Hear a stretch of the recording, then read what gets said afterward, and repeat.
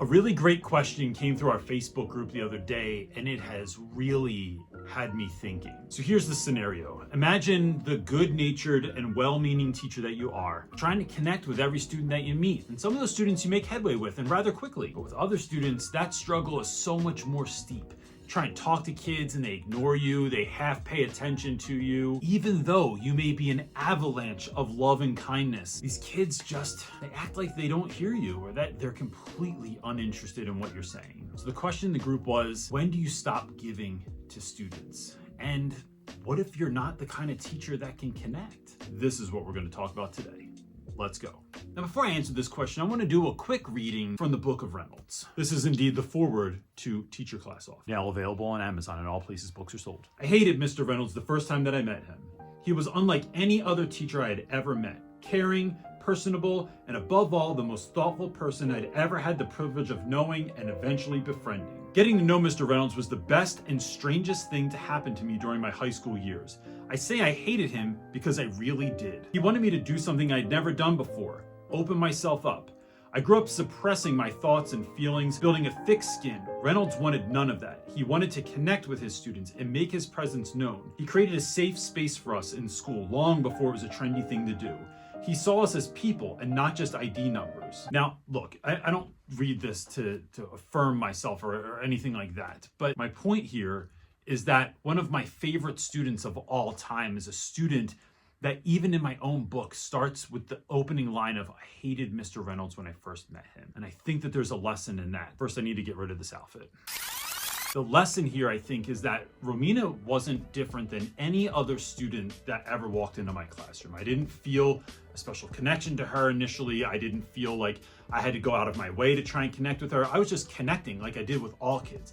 Asking kids questions, showing interest, but most of all, just relentlessly doing those two other things. Just didn't stop. And there's a reason for that, and I want to get to it in a moment. But like when I started teaching, Romina came into my life in my second year as an educator. At that time, I had built this kind of little crew of kids they called themselves the Fab Five, and they went everywhere with me. They would, actually before that, these are not things that I think teachers should do. I was young, I did it. I don't know if I would do it again if I started out, but anyway, they would come over to my house before we went on class trips. They would drive with my wife and I to go see plays and go see movies and events and take them out to dinners at places that they might not normally be able to go. I mean, we did everything together. And that 4 years that I had that set of students, Romina was invited to all of that stuff. She just refused to go. And it wasn't until I had Romina in my study hall her junior year that we had to spend every day just talking, because in study hall, I just talked with the kids. We built a relationship. Later that year, she needed me for something. And I don't want you to miss that. That's over 2.5 years of connection, of trying, of just putting it out there. Then she needed something. And that's when we connected, and that's why I had a phone call with her this morning to just check in. So my answer to the initial question is no, you never give up. You never quit. You never stop trying to connect. But the question I get asked a lot is how you're able to do that. The reason I'm able to do that is because I have an endless supply of I don't care and of love. And those two things push you through the kids' apathy. I don't need you to care for me back. I don't need your hello. I don't need your acknowledgement. I realize that you're a kid. I realize that it's not always normal to have connections like this between students and teachers. I certainly never had a connection with a teacher ever. I dare to say that in all my years in school, from kindergarten to 12th grade, there's not one teacher that remembers me. And the other thing I think that might be lost because I'm on YouTube is that I am not the person for every kid. I am not the Ferris Bueller of teachers. I mean, Ferris Bueller was everybody's friend. The sportos, motorheads, geeks, sluts, bloods, wastoids, dweebies, they all adore him.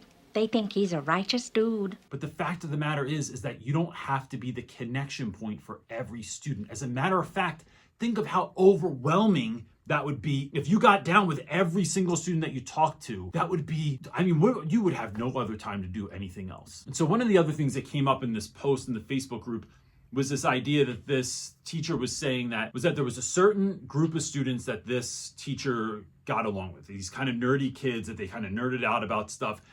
but it was his inability to connect with these other students that bothered him. There's a lesson in this as well, and that is do not discount the kids that you're connecting with. Just go full tilt with the students that it comes easy. Matthew McConaughey has this great line in his book where he talks about don't trip yourself when you're running downhill. When things come naturally, when some things come easy to you, do not discount those things.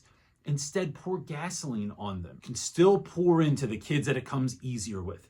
And then still give a kind word and an acknowledgement to all those other students that seemingly do not care. There's two keys in that. There's two keys in that. One, stop looking for the thank you or the acknowledgement. Don't ever expect it to be there. You are giving a gift. Do not expect a thank you card in the mail. This is about you giving something, not about you receiving something back.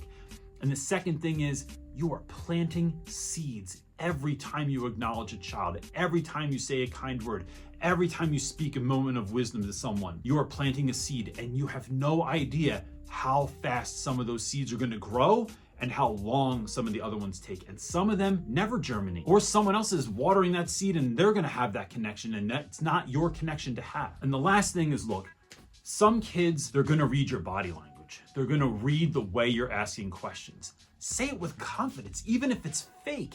Go up to someone, yo, how was your weekend, man? All right, oh, we're not talking to me right now? Okay, talk to somebody else, right? There's always somebody else around. Sometimes learning to laugh at these matters, to laugh at the absurdity of it, to smile on the face of it, and still say hello anyway, because you never know when that kid's gonna need something. Before you go, I would love to know your tactics for connecting with kids, especially if you have kids that you haven't had a natural ability to connect with. If you could leave that in the comments, it's just gonna help somebody else out in this situation. And if this has helped you, please consider sharing it with someone else that might really need a video like this at the moment. On your way out, like and subscribe and all that other stuff, and we'll see you next time, gang. Thank you. Peace.